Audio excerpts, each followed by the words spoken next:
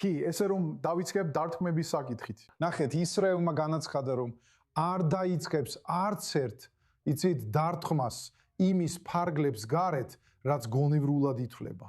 და როდესაც გაქვთ შეიარაღებული ეჭვმიტანილების გამოსახულებები, რომლებიც ჯარისკაცებს უახლოვდებიან და ამ მტკიცებულებას უზიარებთ საერთაშორისო საზოგადოებას, რაც ისრაელის თავდაცვის ძალებს IDF ხშირად არ აკეთებს, თუმცა ალბათ უნდა აკეთებდეს, როგორც ახლა აკეთებს. ეს აჩვენებს, რომ ისრაელი იყენებს განსჯას, განსხვავებით პრეზიდენტ ტრამპის განცხადებისგან, რომელიც ამბობს, რომ ისრაელი არ ავლენს განსჯას და უბრალოდ ისვრის როგორც უნდა. ასე რომ არა, ისრაელი არ ისვრის, არ არის დაუფიქრებლად მსროლელი. ის აღკვეთს საფრთხეებს თავისი ჯარისკაცებისთვის და ამტკიცებს ამას მტკიცებულებებით, რომლებსაც მსოფლიო ხედავს. ეს ამ საკითხთან დაკავშირებით. რაც შეეხება მოლაპარაკებებს და მოლაპარაკების პროცესს ლიბანთან, ნახეთ, გიდონ საარმა თავად თქვა არა იმ ჩანაწერში, არამედ რამდენიმე წინადადების შემდეგ, რომ ჩვენ არ გვაქვს რეალური დავა ლიბანთან. სინამდვილეში საზღვართან მხოლოდ რამდენიმე საკითხია, რომელიც შეიძლება მარტივად მოგვარდეს სწრაფი მოლაპარაკებით. ძალიან მნიშვნელოვანია, რომ ისრაელის მთავრობამ ეს გზავნილი მკაფიოდ გააჟღეროს, ჩემი აზრით, საერთაშორისო საზოგადოებისთვის. და ამის მიზანია იმის ჩვენება, რომ ისრაელი და ლიბანი ჩართულნი არიან კონსტრუქციულ დიპლომატიურ პროცესში. მაშინ, როცა ირანი ცდილობს ამას ხელი შეუშალოს ლიბანის გამოყენებით, ჰეზბოლას გამოყენებით, აშენის ჯოსთან მოლაპარაკებებში. და რატომღაც შეერთებული შტატები ამაში მონაწილეობს. ასე რომ ჩვენ ძალიან მკაფიო გზავნილს ვისმენთ ბეირუთიდან და იერუსალიმიდან. მოგცეთ საშუალება ჩვენი პრობლემები ჩვენ თვითონ გადავჭრათ. ჩაშლით ამ მოლაპარაკებებს, როგორც იეხიელ ლაიტერმა გააფრთხილა. ეს მოლაპარაკებები სანდუა, უნდა გქონდეს კიდევ იმედი. თუ ჩანს, რომ ურთიერთგაგება პალივდება. ამას გარდა რა ვიცით, ლიბანში სხვა სექტანტური ჯგუფების მთავრობის წარმომადგენლების შესახებ როგორ უყურებენ ისინი ამ თლიან სიტუაციას. ესე რომ კიდევ ერთხელ მოლაპარაკებებს ლიბანის მთავრობა მხარს უჭერს. დიახ, ჰეზბოლა მთავრობის ერთ-ერთი ელემენტია, მაგრამ მათ აღარ აქვთ ვეტოს უფლება ამ ახალ ლიბანურ ადმინისტრაციაში. და ასე რომ მოლაპარაკებები ამტკიცებს, რომ პირველ რიგში ორივე მხარეს აქვს სურვილი შეთანხმებამდე მისვლის. ეხლა რაც შეეხება ისრაელის ძალების შეზღუდული გაყვანის შესაძლებლობას, ისრაელი, ჩემი გაგებით, მზად არის გადასცეს ლიბანის შეიარაღებულ ძალებს ტერიტორიები, სადაც მათ შეუძლიათ ჰეზბოლას ინფრასტრუქტურის დემონტაჟი. და გამოიყენოს ეს როგორც პილოტური პროექტი, როგორც ტესტი, რათა ნახონ, აქვთ თუ არა ლიბანის შეიარაღებულ ძალებს ამის სურვილი და შესაძლებლობა. დაპირისპირება ისევ ჩემი გაგებით, იმაში მდგომარეობს, იქნება თუ არა ეს ის ტერიტორიები, სადაც ამჟამად ისრაელის ჯარები არიან განლაგებული, მათ უკვე გაუქმებული აქვთ ჰეზბოლას ინფრასტრუქტურა და აპირებენ გამოყვანას, რის შემდეგაც ლიბანის არმია უბრალოდ დაიკავებს ამ ტერიტორიებს.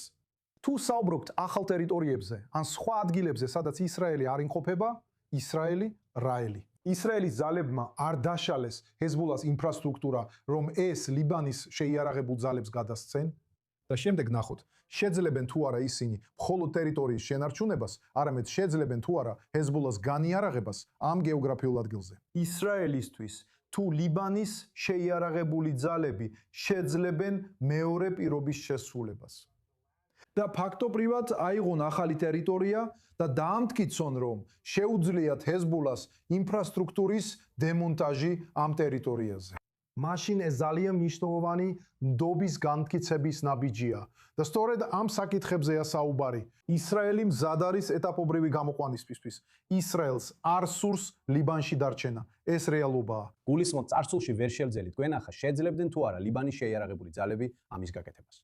გონი იმას ამბობთ, რომ მზადყოფნა ნახოთ, შეძლებს თუ არა ახალი მექანიზმი ამის მიღწევას. კიდევ ერთი საკითხი, რაზეც მინდა თქვენი აზრი მოვისმინო. ირანულ მედიაში გავრცელებულ ცნობებს ეხება. ირანის საგარეო საქმეთა მინისტრი რუხანი ამტკიცებს, რომ ღაზას ომი ეხლა განიხილება აშშ-თან მიმდინარე მოლაპარაკებებში. და ამით თეირანი კიდევ ერთხელ ადასტურებს მხარდაჭერას ჰამასის მიმართ. ეხლა კიდევ ერთხელ. ეს ყველაფერი ირანის სახელმწიფო მედიის მტკიცებებზეა დაფუძნებული. არიელ, როგორ ფიქრობთ, ეს იქნება შემდეგი ასპარეზი, რომელსაც თეირანი გამოიყენებს ტრამპზე ზეწოლისთვის და შეეცდება, რომ ისრაელი იქიდან გაიყვანოს? რას ხედავთ ეხლა? დიახ, დავით, ეს ერთ-ერთი იმ ამბავთა შორისაა, სადაც სათაური აჭარბებს იმას, რაც რეალურად ითქვა. ირანის სახელმწიფო მედიის ინფორმაციით, ირანის საგარეო საქმეთა მინისტრმა აბას არაქჩიმ სატელეფონო საუბარი გამართა ჰამასის მაღალი რანგის წარმომადგენელ ბასემ ნაინთანთან.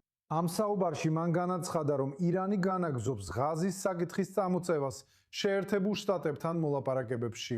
არა რომ ახლა დაიწყებენ ამას, არამედ ისინი უკვე აგრძელებენ ამას და ჩვენ ხედავთ, რამდენად დიდი გავლენა აქვს ამას. მაგრამ ვფიქრობ ეს უფრო საინტერესო საკითხს უსვამს ხაზს იმასთან დაკავშირებით, თუ როგორც ცდილობს ირანი იპოვოს თანმიმდევრული გზავნილი იმის შესახებ, თუ როგორც ცდილობს გადაარჩინოს თავისი პროქსი პროგრამა. რადგან ბოლო რამდენიმე კვირის განმავლობაში ვნახეთ, რომ ირანმა ჯერ თქვა, რომ ისრაელს არ შეუძლია დართმა ლიბანში, შემდეგ თქვა, რომ ისრაელს არ შეუძლია დართმა ბეირუთშიც და ასევე სამხრეთშიც. და შემდეგ მათ ასევე განაცხადეს, რადგან თქვეს, რომ ყველა ფრონტზე ომის დასრულებას ითხოვენ. შემდეგ უკვე გააერთიანეს ამაში ღაზაც და განაცხადეს, რომ ისრაელის ნებისმიერი დართმა ღაზაში გამოიწვევს ირანის პასუხს.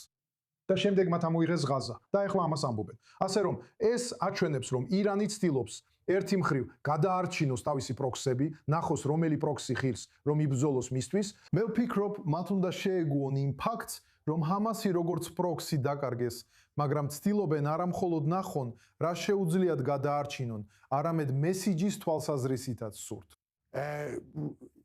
ისეთი პროექტი, რომელსაც ისინი არენების გაერთიანებას უწოდებენ, რათა აჩვენონ, რომ მათ უფრო მეტი კოზირი აქვთ ხელში, ვიდრე შეიძლება რეალურად ჩანდეს. მაგრამ მე ვფიქრობ, რეალობა საპირისპიროს ამტკიცებს.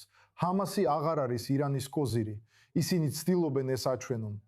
არ ვართ არც უნებული, რომ ჰეზბოლა ისეთი ძლიერი კოზირია, როგორიც მათ სურთ კონდეთ. ჰეზბოლას ამჟამად იყენებენ, ისინი ამას ჰეზბოლას გადასარჩენად არ აკეთებენ. ისინი ამას აკეთებენ, რათა ჰეზბოლა გამოიყენონ და მოლაპარაკებებიდან შეერთებულ შტატებთან ის მიიღონ, რაც სურთ. თუ ამ გზაზე მათ შეუძლიათ ასევე შეამცირონ ისრაელის დარტყმები თავიანთ ბოლო დარჩენილ ძლიერ პროქსიზე, შედარებით ძლიერ პროქსიზე, თუმცა არაფერია იმასთან შედარებით, რაც ჰეზბოლა რამდენიმე წლის წინ იყო, მაშინ ამასაც გააკეთებენ. მაგრამ მათი ერთადერთი მიზანი არის წარმოაჩინონ და გამოიყენონ ეს ლიბანური საკითხი, როგორც ბერკეტი მოლაპარაკებებში შეერთებულ შტატებთან და ასევე შექმნან განხეთქილება ისრაელსა და შეერთებულ შტატებს შორის. ზუსტად ასეა.